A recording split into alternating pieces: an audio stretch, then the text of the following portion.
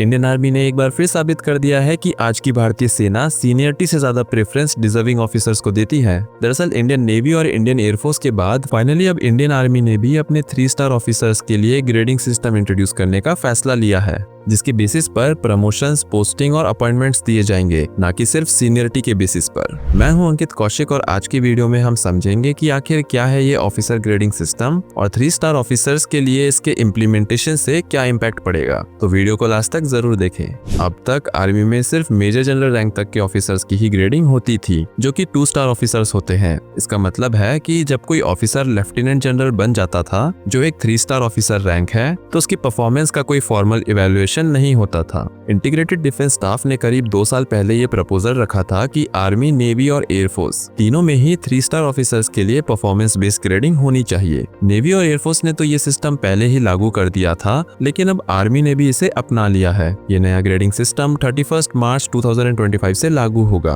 और इसमें lieutenant generals को 1 से 9 के स्केल पर इवैल्यूएट किया जाएगा, लेकिन इसमें आर्मी कमांडर्स और vice chief of army staff include नहीं होंगे। हर रैंक के लिए अलग अलग क्वालिटी पैरामीटर सेट किए गए हैं और हर ऑफिसर को उन पैरामीटर्स पर ग्रेड किया जाता है, जो कि उनके एनुअल कॉन्फिडेंशियल रिपोर्ट यानी ACR में रिकॉर्ड होते हैं। ये ग्रेड्स प्रमोशन के लिए बहुत इंपॉर्टेंट होते हैं। पहले लेफ्टिनेंट जनरल बनने के बाद कोई ग्रेडिंग नहीं होती थी, लेकिन अब परफॉर्मेंस के बेसिस पर उनका इवैल्यूएशन होगा। इस ग्रेडिंग सिस्टम का मेन एम है मेरिट बेस्ड अपॉइंटमेंट को इंश्योर करना। इसका मतलब है कि जो ऑफिसर परफॉर्मेंस में अच्छे हैं, उन्हें ही इंपॉर्टेंट पोजीशंस जैसे कि कोर कमांडर्स और आर्मी कमांडर्स के लिए सिलेक्ट किया जाएगा। अब सिर्फ सीनियरिटी ही नहीं बल्कि परफॉर्मेंस भी मैटर करेगी। देखिए, इंडियन आर्मी में कर्नल के बाद के सभी प्रमोशंस सिलेक्शन के बेसिस पे होते हैं और जैसे जैसे रैंक ऊपर जाती है, सिलेक्शन रेशियो काफी कम हो जाता है क्योंकि वैकेंसीज लिमिटेड हो जाती हैं और कंपटीशन काफी टफ हो जाता है। इंडियन आर्मी की हायरार्की के मुताबिक कर्नल के बाद जो रैंक आता है वो है ब्रिगेडियर, जिसे इंडियन नेवी में कमोडोर और इंडियन एयरफोर्स में एयर कमोडोर कहा जाता है। ये सभी 1 स्टार ऑफिसर्स होते हैं।